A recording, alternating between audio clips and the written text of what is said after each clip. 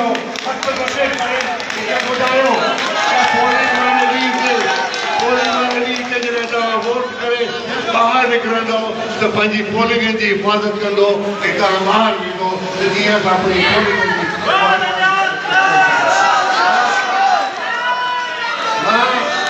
मां तव्हां सभिनी जो ख़तमगढ़ घाट में मां हिकिड़ो गंजार साहब जे मथां सवाल कयो गंजार साहब उहो जिते वञी पोइ मां ॿुधो आहे त पंहिंजी वीडियोज़ बंदि कराए थो सघे इहे वीडियोज़ बंदि कराए थो सघे पर गंजार साहब वरी मम्मी मुंहिंजी छा तकलीफ़ हूंदी हुई उहो तमामु मुंहिंजो वॾो फैन आहे मुंहिंजी तकलीफ़ ॾाढी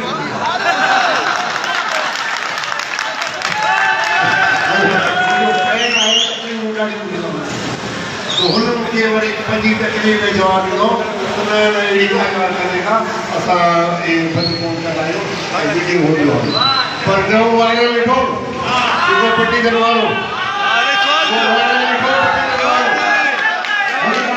वीडियो कसे बंदि करे छॾियो बिल्कुल बंद कराई वीडियो कसे उनका बंदि करे छॾियो मौक़ूफ़ न कयो ताणी त माण्हू उते आहिनि तोखां सवाल कनि था पर इंशाअल्लाह ताला मोरे जा माण्हू ॿुधंदा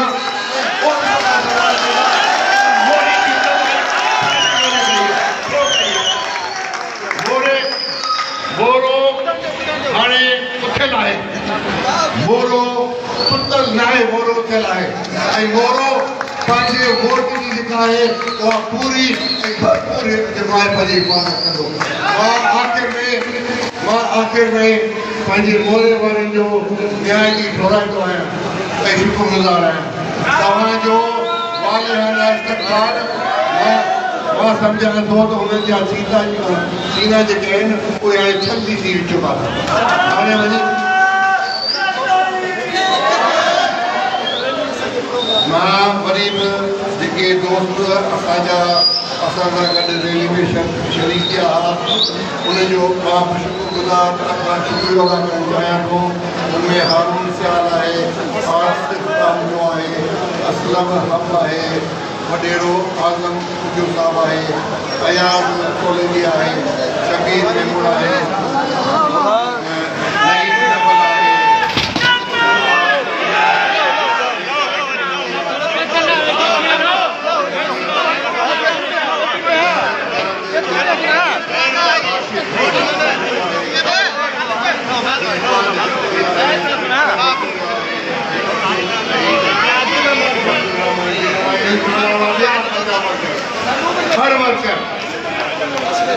हर वर्कर जेको आहे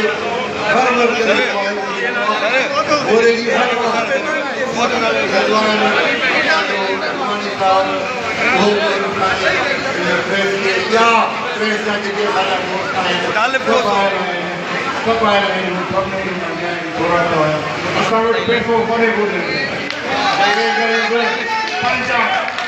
पैसो ख़र्च करे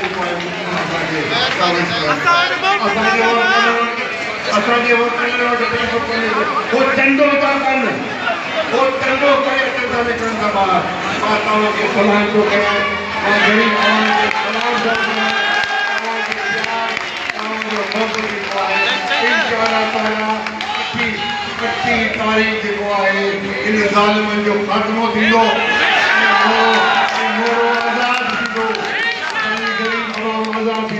उनसे ॾिठो अथव उनजा फोटो तव्हां ॾिठा हूंदा हींअर जेको मां चवां थो न वरी अॼु खां पोइ उहो उते कोन थींदो उते जेके हुनजा वॾेरा आहिनि उहो पंहिंजा हथ जेके आहिनि हिते असां वटि असांजा जेके बि वर्कर आहिनि ग़रीब उहे आज़ाद आहिनि हथ खुलियल आहिनि हथ खुलियल हुजणु खपनि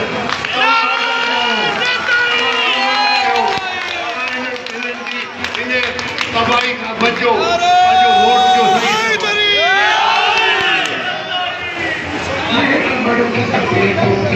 हाणे मुख़्तसिर असांजा ॿ दोस्त शामिल थिया आहिनि पीटीआई जो मोहम्मद खान कलोड़ो आहे जेके चंदे साहब मोकल कराईंदा ऐं उहो असांजे एमपीटी में शमूलियत कई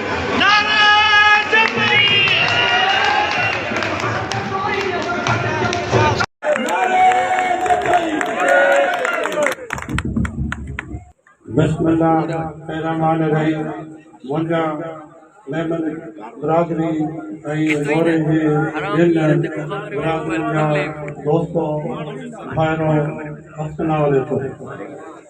असांखे मोरे में काफ़ी देरि थी वई तव्हांखे इंतज़ारु करणो पियो।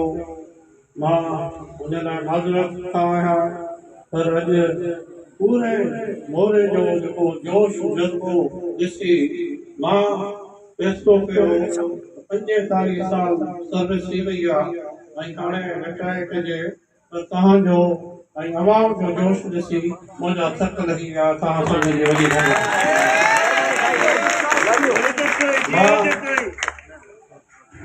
मसलो खां मूंखे क़ाइमु कयो।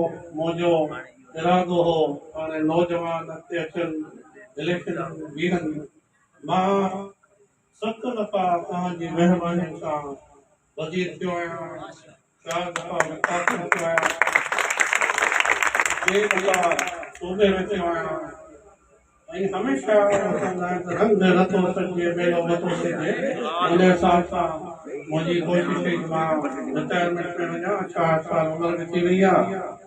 मां पंहिंजो सियासी सफ़र शुरू कयो जॾहिं मुंहिंजी उमिरि 21 साल रही। मां chairman district council Nawab Shah थियुसि।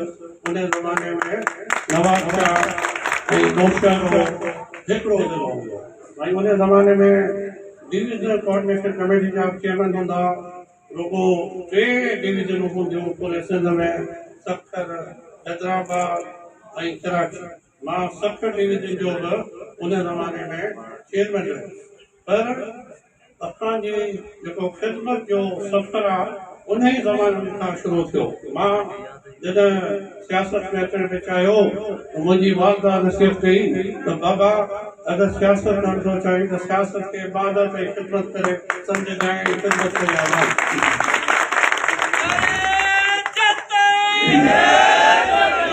अल्लाह जो शुक्र आहे 7 दफ़ा वज़ीर थियण जे बावजूदि हथ साफ़ आहिनि, को दाग कोन्हे, को रेफरेंस कोन्हे, को केस कोन्हे। जेका ख़िदमत कईसीं मुफ़्त कईसीं। मां मुंहिंजे वालिद हज़ारनि में नौकरियूं ॾिनियूं, फ्री ॾिनियूं, कंहिंखे मिली कंहिंखे न मिली आहे अलॻि कहानी आहे। छाजे करे जो बेरोज़गारी लखनि में आहे, हज़ारनि खे नौकरियूं मिलियूं, पर बाबा मुफ़्त में मिलियूं। भले हाणे छा सूरत हाल आहे, हर शइ जी क़ीमत मुक़ररु कई वई आहे। पटे वारे खां वठी वॾी नौकरी 5 लखनि खां 80 लखनि में।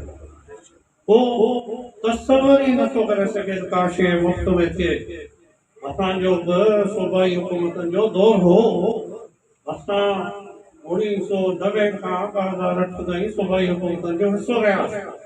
पर असांजे दौर में कंहिं ऑफिसर खे इहा मजाल कान हूंदी जेके ग़रीब आवाम सां का ज़्यादती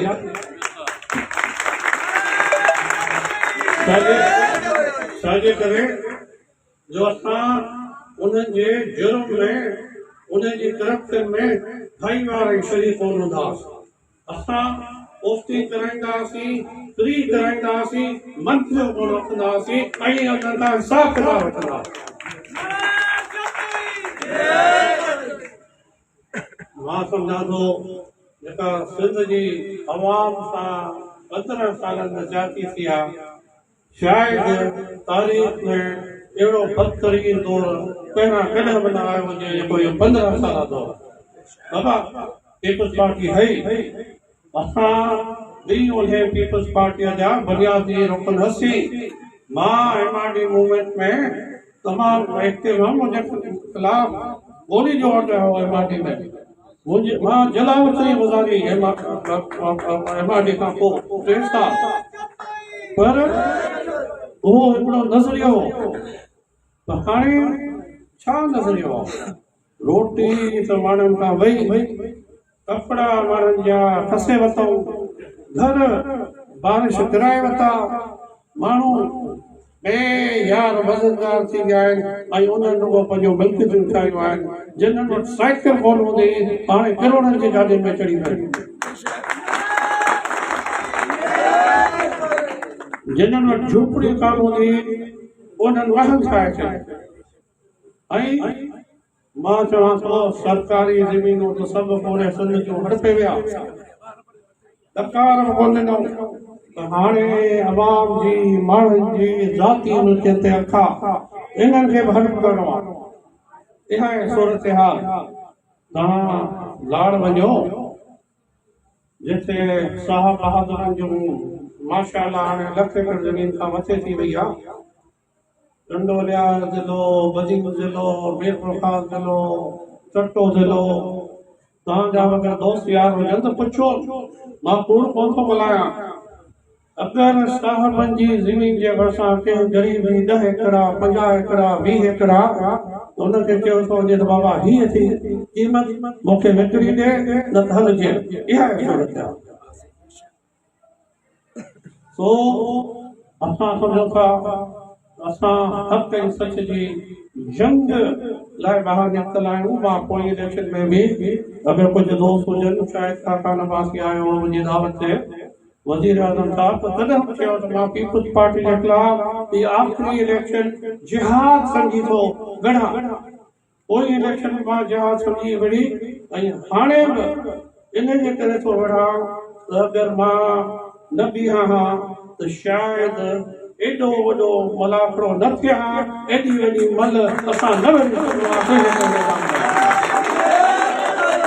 इक़्तिदार लाइ कोन आहियां। मां 2013 में वज़ीर थियो सनत जो। मां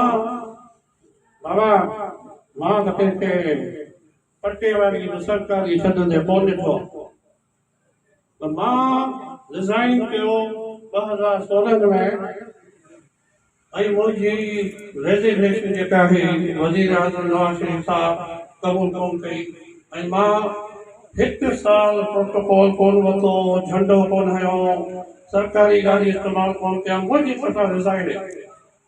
पर रेज़िग्नेशन क़बूल कोन कई ऐं साल खां पोइ कैप्टन सदर साहब जेको बाबा जो एडीसी रहियो, जेको बाबा कैप्टन वज़ीर आज़म आहे, उहे आया मूं वटि। वज़ीर आज़म साहब खे यादि थो करे, हलो मूंसां महिरबानी करे वज़ीर आज़म सां मुलाक़ात कयो। व्यास साहब चयो तो कतई साहब, मैंने तो आपको बहुत बड़ी वजारत दे दी, आपने क्यों इस्तीफा दिया? मैं क्यों मियाँ साहब, अगर आपकी वजारत में अपने लोगों के लिए कुछ नहीं कर सकता, कोई तरक्याती काम नहीं कर सकता, नौकरी नहीं दे सकता, तो ऐसी वजारत की मुझे जरूरत नहीं है। मियाँ साहब मूंखां वाइदो कयो तो मां ईंदुमि तव्हां वटि बोले ऐं इंशाअल्लाह पंहिंजो वॾो तरक़ियाती पैकेज जेको आहे उहो अनाउंस कंदासीं। मियाँ साहब जी हुकूमत पूरी थी वई, पर पोइ शायदि काका नवाज़ साहब वज़ीर आज़म थियो ऐं मां वरी हलप कयो हुनजे काबीना में। शायदि काका नवाज़ साहब असां लॉरेंस कॉलेज बरी में पढ़ंदो, उन महिरबानी के आयो हिते 2 अरब रुपए जा प्रोजेक्ट अनाउंस कई, जंहिंमें गैस हो, बिजली हुई, रस्ता हुआ, पर इलेक्शन कमीशन में ते बैन विझी छॾियो ऐं उहे पैसा रिलीज़ कोन थी सघिया। मां पंहिंजी वज़ारत में 3 मेगा प्रोजेक्ट मोरो ऐं नौशहरे जे विच में शुरू कया। उन में यूनिवर्सिटी हुई, उन में इंडस्ट्रियल पार्क हो, उन में फर्नीचर फैक्ट्री, उहे 3 अरब जा प्रोजेक्ट आहे। पर ये हमेशा थींदो आहे, हुकूमत वही प्रोजेक्ट बंद किया। इंशाअल्लाह अगर अहांजी मदद सां दुआउनि सां उते वापसि पहुतासीं त उहे कम जेके उते छॾिया हुआसीं उतां शुरू कंदासीं। यूनिवर्सिटी जा कम इंडस्ट्री पार्क जो मक़सदु इहो त असांजा जेके नौजवान बेरोज़गार आहिनि, अगर उनके सरकारी नौकरी न मिले तो इतने एडी इंडस्ट्री लगे जो प्राइवेट सेक्टर में नौकरी उन्हनि जे लाइ उते मौजूद हुई। ऐं फर्नीचर फैक्ट्री जो मक़सदु इहो हुनर सिखायो वञे नौजवाननि खे तो उहो पंहिंजो कारोबार जेको आहे उहो शुरू करे सघे। त इंशाअल्लाह उहे पैसा रिलीज़ कराईंदासीं ऐं उहे जेके बंदि प्रोजेक्ट आहिनि उन्हनि जो कमु इंशाअल्लाह शुरू कराईंदासीं। बाबा हाणे मां सम्झां थो प्री पोल रैगिंग जंहिंखे चइबो आहे उहो त माशाअल्लाह तमामु घणी करे चुका आहिनि। ऑफिसर उन्हनि जा, आरओ उन्हनि जा, पुलिस उन्हनि जी, प्रिज़ाइडिंग ऑफिसर उन्हनि जा, पर उन जे बावजूदि उनखे शिकस्त नज़र थी अचे। उहो ॾिसनि था त हींअर सिंध जी ऐं मोहरे जे बेदार थी चुको आहे, ख़ासि तौर ते नौजवान ऐं जॾहिं नौजवान जेको आहे उहो जाॻंदो आहे उन क़ौम जी तरक़ी ज़रूरु थींदी आहे। हाणे नौजवान सम्झी चुको आहे त पाकिस्तान पीपल्स पार्टी रोटी कथा मकान कोन्हे, रुॻो खून फ्लेग ऐं धोखो। माण्हुनि खे धमकियूं बि मिलनि, बाबा वोट धमकियुनि सां कोन मिलंदा आहिनि, वोट दिलि जो हूंदो आहे, दिलि जो। जॾहिं माण्हू पोलिंग जे अंदरि ईंदो त उनजो ज़मीर हूंदो, वोट हूंदो ऐं अला हूंदो, ऐं उहो पंहिंजे ज़मीर जे हिसाब सां वोट ॾींदो। मां पंहिंजे पीपल्स पार्टी जे दोस्तनि खे ॿुधाइण थो चाहियां त असां पूरो इलेक्शन जा चाहियूं, त असां बि चूड़ियूं कोन पातियूं आहिनि, तव्हां ध्यानु रखिजो। पूरो इलेक्शन करायो, माण्हुनि खे पंहिंजो हक़ इस्तेमालु करणु ॾियो, ऐं ही माण्हू एॾा कमज़ोर कोन्हनि, ही इंशाअल्लाह वोट बकास कंदा ऐं इलेक्शन जे पोलिंग जे ॿाहिरि 400 माण्हू अगरि बीह रहिया त उन्हनि जी हिमत कान हूंदी तव्हांजे वेझे अचे। इंशाअल्लाह मूंखे यकीन आहे त सिंध में ऐं पाकिस्तान में जीडीए उन्हनि जी इतिहादी हुकूमत काइम थींदी ऐं असां सिंध ऐं पाकिस्तान खे हिकिड़ी साफ़ सुथरी करप्शन खां पाक कंदासीं। सभिनी दोस्तनि जी वॾी महिरबानी, मूंखे हलिणो आहे, इंशाअल्लाह मुलाक़ातूं थींदियूं रहंदियूं। हर रोज़ ईंदासीं, हाणे मोरे सची करे हर रोज़ ते हूंदासीं।